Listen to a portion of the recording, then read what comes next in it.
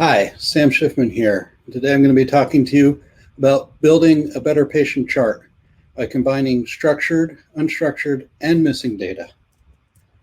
But before we go there, just a little bit about myself. My name, as I said, is Sam Schifman, and I'm the chief architect at Diameter Health. I've been doing software for almost 25 years now in a lot of different industries. And about 2 years ago, I joined Diameter Health.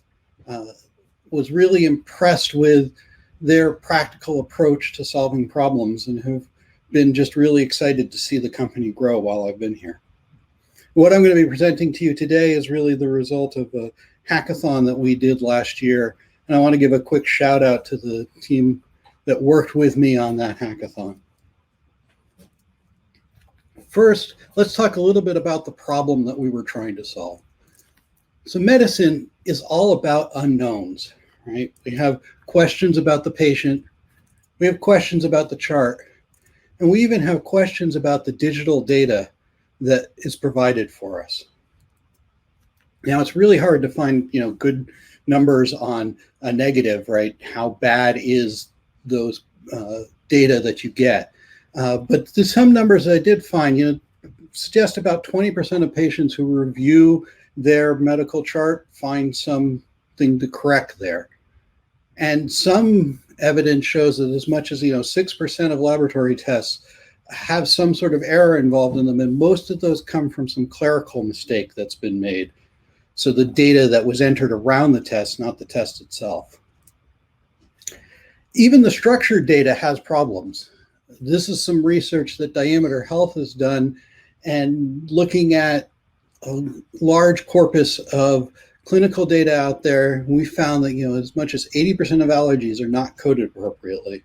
And this isn't limited to allergies, as you can see by this chart. This is, in fact, published data that we have gathered and made available. So we have this problem of a doctor. They're trying to make decisions about a patient, and they're doing that based on weighted evidence. And I like to think of it in my mind as they're kind of collapsing that quantum wave around the patient.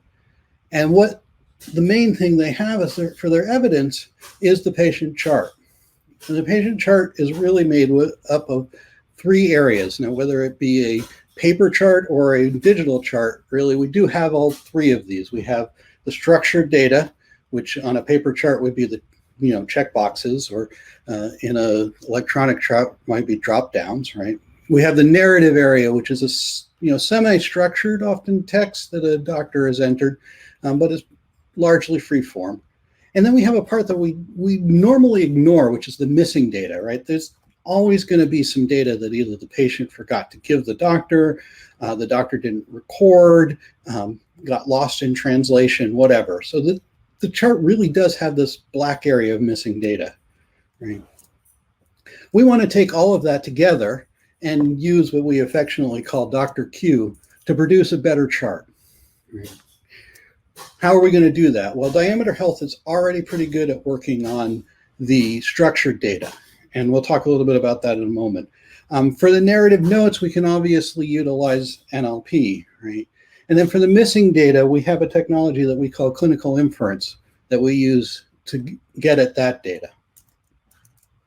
So the structured data, let's start there. What are the problems with it? Well, these are some examples of what we've seen in the wild of how an HbA1c has been coded in actual electronic records that we've processed, right? Obviously, we want to reduce all of those to a normalized LUNC code. At the bottom, you see medication and all the way it's been coded. And as you saw from that graph before, this is not just limited to these couple of examples. It's all over the place. So what does Diameter Health do? We apply our NERDS Plus process to it, where we normalize to national standards. We enrich, so we add metadata. We'll notice that, for example, Vicodin is actually a compound medication of acetaminophen and hydrochloroquine. We'll reorganize. The classic example here is, the doctor wanted to get paid for the procedure of doing a vaccine. So they put it in the procedure section with an ICD-10 code. gets billed properly. But from a clinical point of view, that's really an immunization, so we can reorganize that. We clean up deduplication. I mean, you think about all the times that you get asked what your allergies are when you go to the doctor, right? We can reduce all of those allergy lists to one list. And then we can take multiple documents together and bring them into one summarized longitudinal record. And at the same time, we convert that to FHIR. So diameter health is solving that structure problem. As I said, we now need to figure out the narrative notes and the missing data. So we used John Snow Labs Spark NLP in order to run NLP on the narrative notes, and our own internal clinical inference to look at the missing data. So let's look at that process a little bit. Okay, so first what we're doing is we're taking in the patient chart. We're running it through our normalization and enrichment, and then we're passing it off to what we call our AI worker. And our AI worker is splitting it up. It's sending the clinical notes over to NLP, and it's sending the normalized chart data over to clinical inference. And what it's getting back from both of those is a list of inferred entities. Right? We run those inferred entities back through our normalization and enrichment so that we can match them up properly with each other. And then we match them up with what's already in the chart, and we can produce a better chart. So let's see that in action. So here we're looking at CCD for Amelia Pond. We're using the diameter health style sheet to make it easier to look at. So first we're going to go take a look at Amelia's medications. She's taking two particular ones that are going to be important later on. Also take a look at the fact that Amelia has some results. Again, these results will be important later on.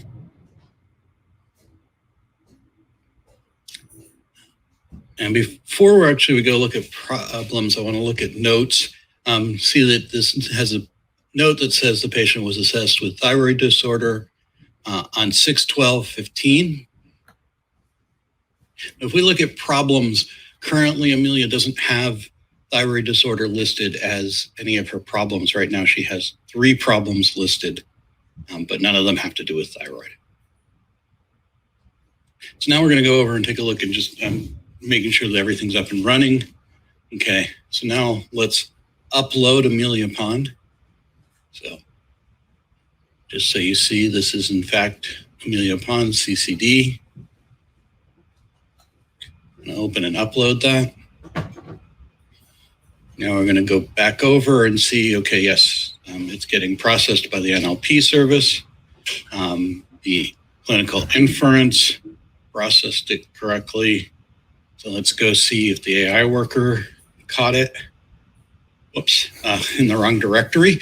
So, okay, let's change to the right directory and try that again.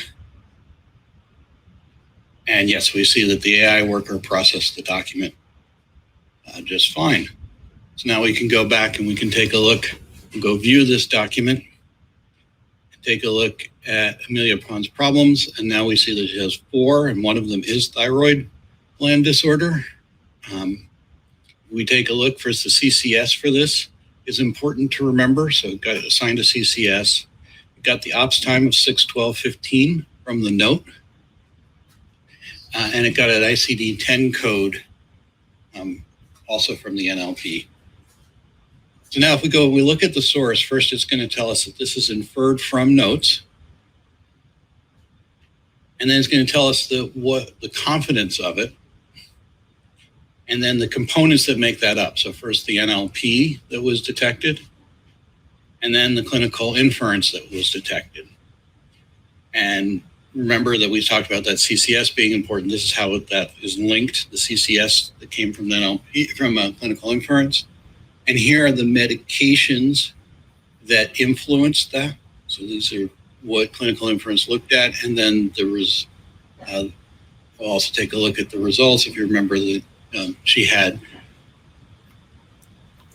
So that's a sample of what we can do with this. Let's take a little bit under the hood at some of the mechanics that are going on. So first, the NLP pipeline. This is a graphical representation of the steps that we go through. We're really trying to do three things here, right? We're trying to identify entities with their ICD-10 codes. We're looking for assertions to see if that entity is in fact for that patient. And then we're looking at relationships between entities. So once we've gone through all these steps with a particular note, we end up with results that look like this. So this is the format that we chose to move those results into. So you see up at the top there, we have an inferred entity. It got a code, and then it got an insertion of present. Right? We had another entity found, which was that date, right? And we see at the bottom here that we have a relationship between the two entities. So we know that the two entities are related. And we can see that the top one is a disease syndrome disorder. So that's a problem. And the other one's a date. The date is associated. We can assume that that's the ops time. How about the clinical inference? So what we did was we took over 100,000 clinical documents that we had available to us. And we ran them through a process which created an association graph between medications, results, and problems. Right? From that constructed knowledge graph, we're able to do queries. For example, to find the missing problems, we put in the medications and results and then see what problems pop out. Right? Similarly, you could put in problems and results to get missing medications or any combination thereof. So what did the results coming back from that look like?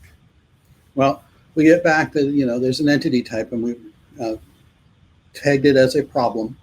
We give it a CCS code that gives us the category that problem is in, and then some more information about it, including the evidence of it. And I've, redacted some of the medications and some of the results just so that this is more readable. But you can see that we list out the evidence that led to that. So what does that all give us?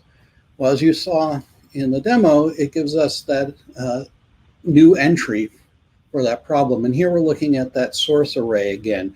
Just kind of wanted to explode it for you guys so that you could take a quick look. So, first we use that location to know that this is really an inferred entry and not a real, it is a real entry, but it's inferred. So there's some probabilistic nature to it. And then we list that with the confidence, where we show the confidence score. And then we have the components there, which are, NLP and clinical inference, and all of the data associated with that. Once we have that entry, we can then go from there to actually produce things like a FHIR resource, right? And this is just one example of how we might represent a FHIR resource. And I'll talk a little bit more about that in the next slide. But here you're looking at a condition resource, which is the equivalent of a problem in the FHIR standard. And you see that it's got the code in it and everything like that. And then we're choosing to use extensions here to represent that it is in fact found from NLP and not a FHIR resource that was in the structured data that we received, right? So this leads me kind of to my conclusion, where I want to talk to you a little bit about, what we're thinking a lot about for the future. So I think there are really three areas that our industry really needs to be thinking about. Right? One is that, all AI, NLP, whatever you want to talk about it, they're really trying to get at pretty standard things, right? You're trying to identify entities that are not in the rest of the data that should be there, right? And you're trying to get attributes about those entities and confidence scores in those entities, and then potentially relationships between the entities. It seems to me like there should be relatively easy to build out a standard format that can represent that data. Once you have it in a standard format, then downstream systems can work on it and use that data to amazing things. As long as it's in a non-standard format, right, then those downstream engines really have to be purpose-built, and that limits the use of that data. One particular part that really stands out to me is really choosing a standard for the entity types that we find. Having each NLP process or each AI process find its own set of entity types makes it very, very frustrating to work with, right? If we could reduce that down to a standard set of entity types, and then you can use codes to refine it, right? Then you really have a very powerful thing that can be interoperable. So I'm suggesting here that you could start with the list of FHIR resource types as a great place to start. We'd have to extend it. It doesn't have, say, for example, date or age, right? So there's some entities that we would be. But if you think about, say, for example, finding cancer diagnoses, right? We can clearly see that that's a condition. So you make it a type condition, and then you can use one of the standard coding systems to show what kind of cancer that you're finding, right? But finally, the most important thing, I think, is really figuring out appropriate ways to represent this data in existing standards. So in order to really make this data powerful downstream, it needs to be represented in ways that the downstream systems already know how to understand that data. But as we do that, we really have to be careful to make sure that we expose the probabilistic nature of that data. So for example, you saw in a few slides ago where we used extensions in FHIR to show this. I'm actually going to hopefully be publishing a blog post in the near future in which I talk a little bit more about how we could do this using the meta tag within FHIR with some extensibility there. But I think once we get our AI to be able to really feed into those standards, then it unlocks all kinds of possibilities downstream, as long as we can properly represent the probabilistic nature of it. So I'd love to continue that conversation with you. You can reach out to me at my email address or on LinkedIn. If you're interested in more of what Diameter Health does, please hit us up on our website. We'd be more than happy to talk to you. But until I talk to you again, thank you for attending, and I hope you enjoy the rest of the conference.